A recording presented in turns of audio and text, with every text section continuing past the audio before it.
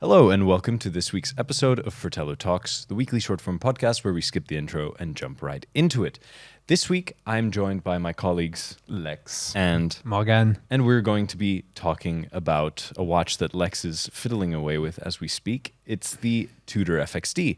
We have all of them here, and we would normally do a wrist check now, but these have been forced upon your wrists, so we can do a wrist check anyway. Not upon mine, not actually. upon yours. So Morgan, what are you wearing today? My Tudor FXD Marine Nationale, the original one, the true and only one you want. Well, we'll see. We'll get into that. We'll get into that already. What are you wearing, Lex? I'm holding the Red Bull Alinghi co-op watch. That's and also the chronograph version. I have the chronograph version on my wrist, and that's with the carbon case. Lovely. And I'm wearing the USN. It's not technically officially called the USN.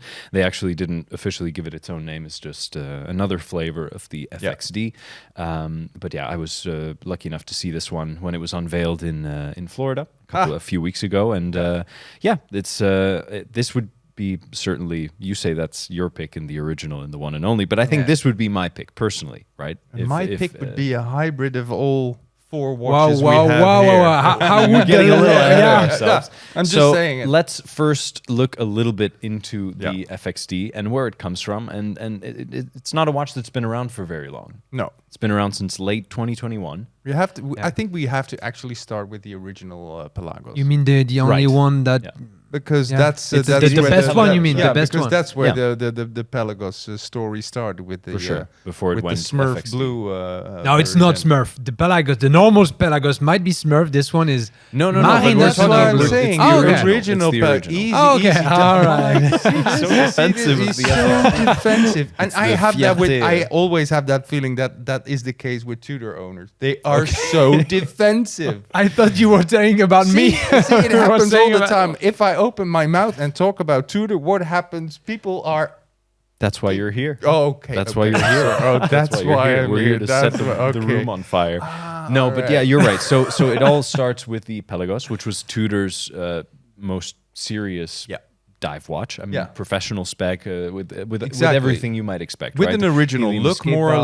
or less a modern watch, not necessarily blatantly yeah. retro. Awesome like bracelet the, too. like the Great bracelet, with the sort of elastic or Titanium. spring-loaded, all titanium, 500 meters of water resistance. Helium escape valve. Helium escape valve. humongous snowflake hands. Yes. Great loom as well. Yeah, absolutely. And then I guess the first spin-off of that was the LHD. exactly, and that's where everything got wrong. No. Yes. Okay. Because that Okay. watch The has, Destro? yeah, the Destro. I like the looks and everything. I just don't like the retro touches on it. Like the faux I have to patina, you agree. mean? Yeah, because come on, you presented us with a beautiful and very original contemporary diver, and then all of a sudden you pulled it into the realm of the Black Bay, and I didn't think that was necessarily so. Vintage was very big back then. Yeah, it still is, And it still is. Still I feel is. like it's a little less these days, perhaps. I mean, I don't Maybe know. a A lot of less. people has problem with faux patina, actually. Yeah, that's true. I'm That's true. allergic to it. I Yeah, have a gives him a horrible rash. yeah, it's incredible. Yeah. Mental and Yeah, and physical. Oh, yeah. and physical, wow. Yeah, it's terrible. Yeah. So and then we really didn't see a lot from Exactly. the Pelagos line Yeah, for exactly. quite a while. Yeah, yeah, right? It really it's like a submarine. It put the periscope down and just went for the No, everything went for was the Black depths. Bay. Yeah, Just exactly. look at the number of Black Bay watches that have been launched over the last couple of years. It's Yeah, just that's true. For sure, for sure. We could fill 17 podcasts with that. Yeah, But absolutely. then they absolutely. went... But then it was the Yeah. FXD. And Exactly. then the FXD came, and that's the one. Yeah, which was I a am little wearing bit, yeah, modern for sure. And it was a little bit slimmer. Yeah, It was a little bit less water resistant. Yeah, of It course. did away with the helium escape valve, and it obviously introduced this sort of collaborative effort with the Marine Nationale. And right? I actually, and that is actually a story that makes sense because they had that in the past. Yeah. And I also like the idea that in the past they only supplied the Marine Nationale with watch heads, so it came without. They had to figure out how to wear it, and they kind of did that with this fixed thingy. I don't know. There is something about it that I kind of like. The way they the storytelling was good. the storytelling is good. How do we feel about the bidirectional bezel? For me, it's part of the design of the watch. Yeah. Fixed lugs, so it's a really tough watch for military purposes. Mm-hmm. 200 meters of water resistance was enough for what they needed to do with the watch. Yeah. And the bidirectional bezel also was a feature. That was I agree. It was also a feature. It was a specification. Yeah, from exactly. them, right? If they wanted like that because they needed like that, then who are we to argue with? So that watch is a pure functional design. Yeah, and that's why I like and that's it. Yeah, exactly. So that's not something else. That's not a watch that pretends to be something else. That's just a watch that is meant for a specific purpose, and that's also why I like it, and because I'm French also. And I think, interestingly enough, this is of course, I mean, you know that, it's any sort of emotional tie that you can have to a watch obviously helps, but I think still it's. I didn't expect it to be a bestseller. Yeah, that's for sure. And currently, it is apparently from what we hear, it's a very in demand watch. Yeah, and it is a bestseller from Tudor. Perhaps not in all parts of the world, but definitely in our neck of the woods. Maybe it's because it's an original design. Exactly. That's also what helps a lot. Yeah. But I thought it would be too niche with the Marine Nationale tie-in, with the bidirectional bezel, fixed lugs. It's all people are not going to use way. the bezel anyway. That's true. Not in a life or death situation. No, so I don't think that is a deal unidirectional. breaker. And it is a good looking watch. It wears quite slim, I would say. True. So it fits many wrists. You can fiddle with the strap, even though it is a fixed lug watch. It's very easy to have a different strap and create a different look. I would definitely get rid of the stripy strap, but that's just a personal thing. Sure. And I think the storytelling fits. Yeah. So it really makes sense. Do you think, whereas perhaps other black bays and other models like this, which are very much sort of pulling from heritage, they're sort of, Tudor running through the motions of reissuing things. Do you think this is genuinely something new and original in a very reiterative watch industry, which just kind of plays the hits but in a slightly different way? Yeah, what is nice is that it sits in a tradition, right? Yet it is a very contemporary watch. I agree. Yeah, and that's the thing. Even though we were looking at the Black Bay 54 the other day, and I like it for a lot of reasons. But at the same time, it's a retro watch, blah blah blah blah. It is a little bit like every other retro styled watch out there, and that's definitely not the case with the FXD, and that's why I like it. How do we feel? And it's obviously not one of the ones that we're really talking about today, but obviously we've gone through the Pelagos line. How do we feel about the 39?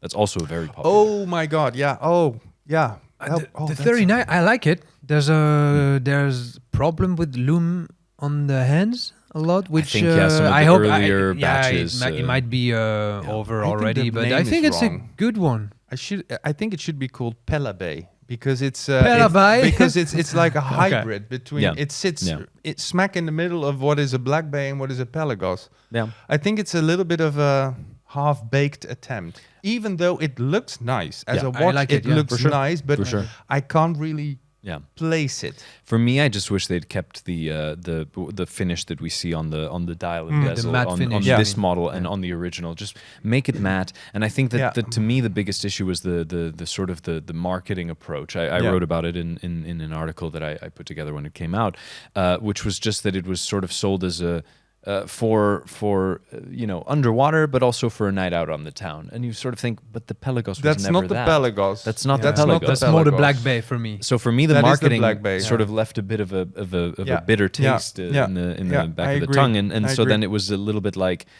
I couldn't ever quite wrap my head around it, even though it's specs wise, size wise, and even when it comes to its looks. I mean, these brushed elements on the bezel and on the dial, they're very subtle. They're very admittedly subtle. It's not a shiny watch. But for me, I can't help but imagine that was a decision made more so for creating some sort of mass appeal for different kinds of people. But it betrays the core concept of the Of the Pelagos. Pelagos, And so yeah. to me, that's like always a hurdle that I haven't quite been able to get over, which is why it was nice to see this come out with its black dial, very let's matte. first talk Still about from the Mass beginning? Appeal. No, from the Mass Appeal, from yes. Mass Appeal, Okay. the Red Bull edition. How do we feel about this one? Because this was quite an odd. I mean, you wrote this up when it first came out. I didn't expect for there to be anything coming out when I was. No, there was at a that bit press of a trip. I thought, surprise, right? I don't know. But obviously, yeah, this it was introduced. It was very much the first time that Tudor uses carbon for a case. I think it works. I think it's good. It depends on how you feel about a co-branded product. Yeah. I personally don't love that. It's not really in your face, the Red Bull thingy. Yeah. There is this, of course, on the rehout you can see a little bit, but if you just wear it like this, it's actually not visible. You really have to tilt it. I have less of an issue with the time-only model than with the chronograph, because in the case of the chronograph, those markings that correspond with the chronograph seconds hand, the central sweep seconds hand. You're missing those in the sort of in this however long. Yeah, but 20 are you really range. using the chrono? No, but if you are using the chronograph, I feel we that need to look at this watch as a functional instrument. I think we need to look at all watches as functional instruments, and that's why sort of going but anyway, it's a fashion accessory. It's very easy to say that and to sort of argue away idiosyncrasies using in the end of the day, it's just a fashion accessory. But I think that for us, especially for watch enthusiasts and people who are really keen on these things, you have to look at it as a functional object. But I have to say, I do like the carbon case. I do like the chrono a lot. I think it's a good watch, but I'm not a huge fan of the branding on the dial. Right. The red accent, especially on the strap and on the dial, I like it. I'm not a huge fan. It's the I'm not a huge subdials, fan. the red on the subdials. Yeah, I'm not a huge fan of all the color combination of that watch, but the watch itself, even if it's a little bit bigger, 1 millimeter bigger than the normal size in the other freehanders, FXD shares exactly the same case. Yeah. The chrono is a little bit bigger, but it was it's 43, and I think that they've done an incredible job at creating a dive chronograph that's relatively slim. Yeah, exactly. And you can use it underwater still. We measured it. Awesome. It was just over 14 or something like that. I don't remember. Maybe a little bit more. But are you paying attention, Longines? Yeah, exactly. But I mean, many other brands. I really like it, and I wish and I hope and I think they will put that chronograph in a different color combination in an FXD. You will. I think they will, and actually that's a really, really good watch. Yeah. And with a different color combination, I might want it actually for sure because that's a good watch. Yeah. I mean, that I like. I agree. Definitely. It's the introduction of a new model. That's been actually the Pelagos FXD chronograph was the only sort of truly new introduction in terms of a Pelagos line expansion. I mean, the others have been both this one and this one have been just a sort of a color and material change, which is great as well. Let's talk about that one. But it's been a lot of FXD this year, right? It's a lot of FXD. I was surprised that the two of the major launches outside of Watches and Wonders earlier in the year were FXD. So it was kind of unexpected. We were all thinking for this trip to Florida and the release, we were all thinking, well, are they going to do something more like a Tudor mill sub, like a snowflake hand sub? Obviously, that's not a road that they can go down. I don't think so. Sorry, audience, but I think we all know that deep down, and because it's gonna be like a threat to Rolex, kind of. Of course, and you have the Black Bay. That's what the Black Bay is. That's what the Pelagos 39 is, and also the Black Bay 54 also is kind of an old Submariner. Exactly. Of course. Yes, it is. Yeah. This came out, and it was given the sort of the story of the U.S. Navy's use of Tudor wristwatches in the 60s and 70s during a lot of their missions and during some of the C-Lab missions as well. It's a lot to explain for a short form podcast, but I really liked it. I thought that the storytelling was great. I thought that they used a tasteful approach when it comes to military association. That can obviously be a bit of a complex topic that we've discussed before in some articles as well. But I feel that they did a great job. And in the end of the day, it's a black version of the blue one with a unidirectional bezel. But that one will that's appeal. nice because it has a different bezel. But you don't like the stripe. I don't like the stripe. Yeah, but that's an easy you can. fix, but Yeah, I would have loved to see it in this carbon. In yeah. The carbon carbon case, case is that could nice, have been- right? That could have I been love it. lovely. Yeah, like But I think that the black- one you have, Nacho, Yeah. on the wrist is the one that's gonna be the best seller because it's versatile. yeah. It's black. I mean, you can't go wrong with that. Yeah. And people, it's who have- arguably where the Pelagos FXD could have and arguably should have started. yeah, with the most basic, not basic, but the most predictable. But that's Yeah. also nice Take. that they didn't. Absolutely, Yeah, because for it's sure. a Tudor, for and sure. we never know like the P01. Yeah. Came out of nowhere. No one. the You know what I mean. P01. Yeah. And I like that one. I still prefer that one because for me that one is Yeah. really the FXD line for me was designed to be that watch, For sure. the Marine National, and now they did that one, Yeah. which is a good looking one. I Yeah. mean, it's a black one. It's beautiful. Yeah, The same it case and works. everything. But for me, the original one still has a little bit more story to it. True. That one has True. more story. That's true. That's true. That's true.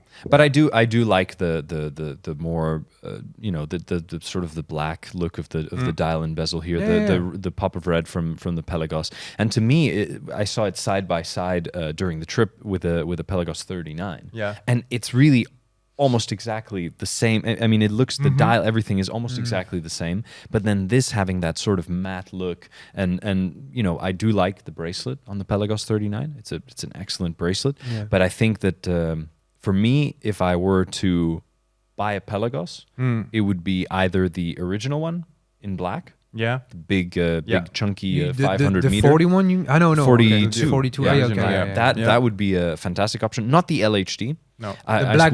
When we saw it in person earlier this year, I thought the Fotina was a little too strong. It's for, like for my yellowish, taste. like a lot. Yeah, so for me that was a little too much. It's a great watch. It's like a cult favorite, I believe. But it would either be the original 42 or this one.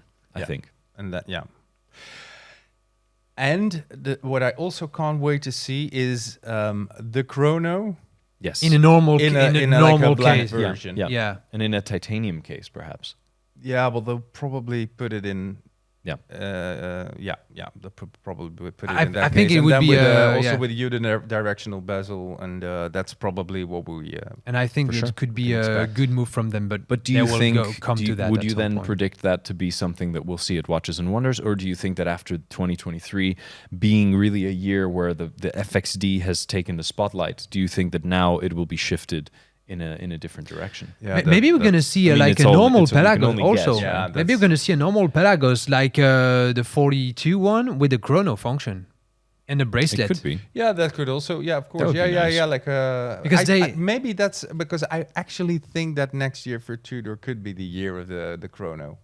Okay. Because also of Okay. the standard the one they have Black now, Bay they're a little chronograph. light on I think on chronos, as in yes they paid attention to it, but Yeah. it to me it seems a little bit that it's lagging behind. It's not. It's that, been a little it's while. Not that. Yeah. it Do you remember doesn't- when yeah, that John Player special colorway Yeah. chronograph came out with Yeah. the big Bund strap? Yeah, the bun strap. Yeah. Like But that for, thing. for me, what I It's would good. love to see, is a Pelagos with the GMT function, like the Pelagos Pro. You know, That could be great. Yeah, take like the a Black Bay Pelagos Pro on a and yeah, combine exactly it. a Black Bay Pro, or and also that they The PP. Just- yeah. But I mean something a little bit thinner than the Black Bay Pro because I Yeah. think it's a Yeah, good but- looking watch, but it's too thick for my liking. they've but proved- that's the I would problem, love the something a point with- little yeah. bit But thinner. they've proven that they're able to slim down even with the same movement, because this is the same movement found in these Black Bay chronographs. But I believe this is about a millimeter thinner, Yeah. and that only has to, and it still has the 200 meters water resistant, Yeah, and is a true. carbon case. So they were able to slim things down and approach it in a different way. We all know that obviously, that's the biggest but in the equation is if you want to slim down a watch, you have to develop a new movement, and developing a new movement takes like 5 years. Yeah. So Yeah. and a lot of money and a lot of investment. So Yeah, that could. I mean, I have. I haven't taken out the movement in the Black Bay Pro. You haven't? Because I haven't. Okay. Really? No, I You haven't should. opened the Morgan cage? has. Maybe. Oh, you have? Oh, I did, good. yeah. Yeah. They didn't notice, though. They didn't call us. Yeah. But it would be interesting. Yeah, I think that they do have GMT. but it's GMTs. They have the but, movement. but They have the kinesi movement, but I think, there's a lot of people in that manufacture. There's a They're lot of tinkering people. away. They're tinkering away, shaving microns and microns off of those That movements.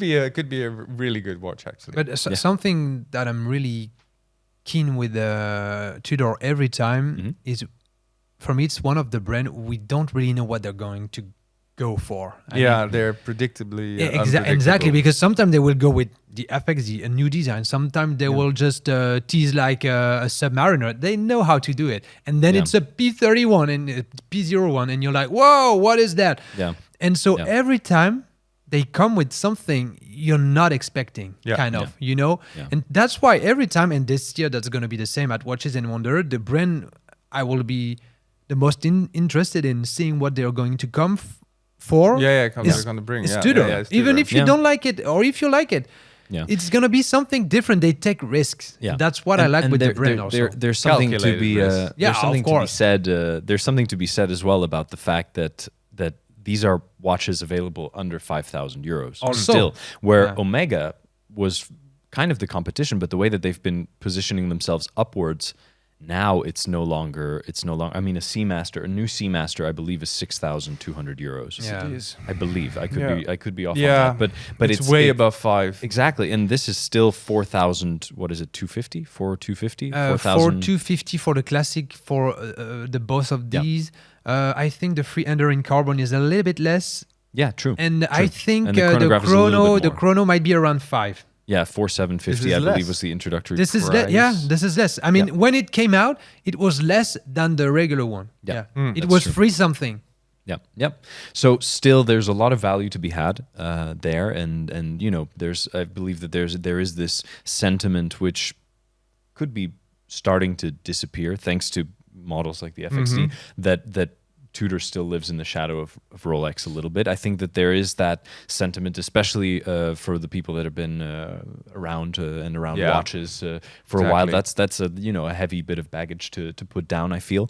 But I have to say, for people like us, I think Tudor's just a brand that's been consistently releasing great watches. Yeah, exactly. And that are ones that we can sort of envision to afford. Yeah, and that they're that's the thing. reasonably available. I mean, there's still waiting lists, of course, for some of the more popular models, but I think that it's they're giving the watch world a run for its money in some way, definitely. And but it's exciting stuff.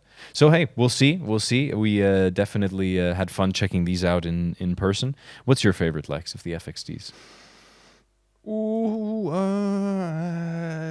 Don't stress. Yeah, I see you going for the original. Yeah, I'm going for that one, and that on a gray Marine Nationale or a gray, like Erica's original. Yeah, You mean the other strap I have? Or the gray goat leather strap we spotted somewhere. Then probably the original. Yeah. Okay, fantastic. For me, it's definitely this one. Morgan, we don't need to ask you. Yeah, I that's think the one. But I like the chrono. No, That's that one. Of course, it's that one. Yeah, fantastic. Well, that's it for this week, I think. So thank you guys, and thank you for tuning in, for listening. Remember to like, subscribe, and of course, tune in next week for another episode of Fratello Talks.